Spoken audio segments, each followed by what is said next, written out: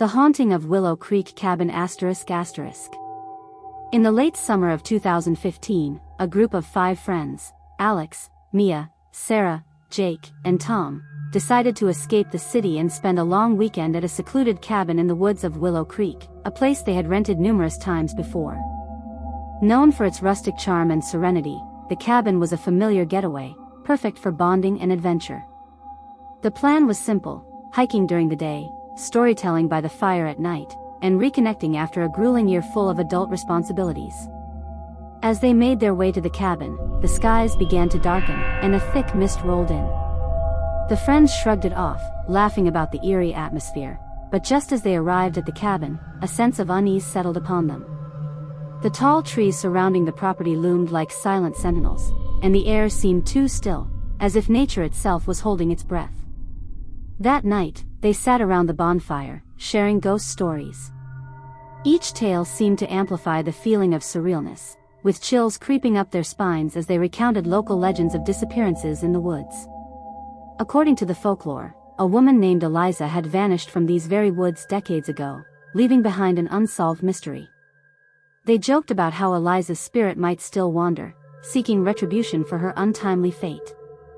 Little did they know, they were awakening something far more sinister. The first night passed without incident, but on the second night, things took a darker turn. Jake, the most skeptical of the group, insisted on going for a midnight stroll to prove there was nothing supernatural. The others hesitated, but he laughed off their concerns. "What's there to be afraid of? It's just a bunch of trees." With that, he ventured into the woods. Minutes turned into hours, and after a while, the remaining friends began to worry. They called out for Jake, but the only response was the wind rustling through the leaves. As panic set in, they decided to search for him, grabbing flashlights and calling his name. Suddenly, Mia stumbled upon something, a small, tattered piece of fabric caught on a branch. It was part of a shirt she recognized. "This is Jake's," she gasped, her heart racing. The group followed a trail deeper into the woods, their lights flickering in the thickening darkness.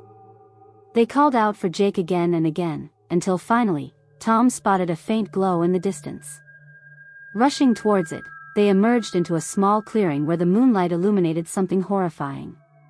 There, on the ground, lay Jake, but he was no longer himself. His eyes were wide, frozen in terror, and he was muttering incomprehensible words. Shaken, the friends rushed to him. "Jake, what happened?" Alex shouted, but Jake couldn't respond. He pointed frantically into the woods behind him, trembling and gasping for breath. Dread washed over them like a cold wave. Something had haunted him, something they couldn't see. In a state of panic, they tried to drag him back to the cabin, but the way felt endless, as if the woods were shifting around them, leading them in circles. Hours passed as they stumbled through the dark, and with every step, Jake grew more agitated. "We have to get out. She's coming," he kept repeating. Finally, they reached the cabin door. They quickly locked it behind them, hearts pounding. Exhausted, they gathered in the living room, frazzled and speechless, unsure of what had just transpired. As they huddled together, the atmosphere shifted again. An unnatural cold swept through the room. The lights flickered and dimmed, casting ominous shadows on the walls. Suddenly, the power went out, plunging them into darkness. In the midst of their fear, they heard a soft whisper, a voice they couldn't quite understand, yet it held a sense of urgency and despair. Then came the sound of soft footsteps outside, slowly circling the cabin. They sat frozen, hearts racing, minds racing with thoughts of Eliza. In a moment of desperation, Alex grabbed a flashlight and stood up. "We need to confront this.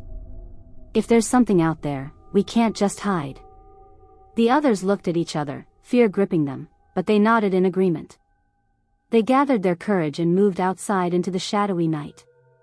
The woods were silent now, eerily still as they stood together. Then they felt it, a gaze upon them, heavy and oppressive. The trees creaked above them, and a chill brushed past their skin. Suddenly, Mia screamed. She saw a figure, translucent and shrouded in a flowing gown, standing just beyond the tree line. It was a woman, her face twisted in agony, and for a brief moment, they saw the reflection of Eliza's despair. Tom, driven by some primal instinct, sprinted toward the apparition, but as he approached, she vanished into the trees. "Wait! Come back," he called, but the words felt futile. The other friends, gripped by fear, pleaded with him to return.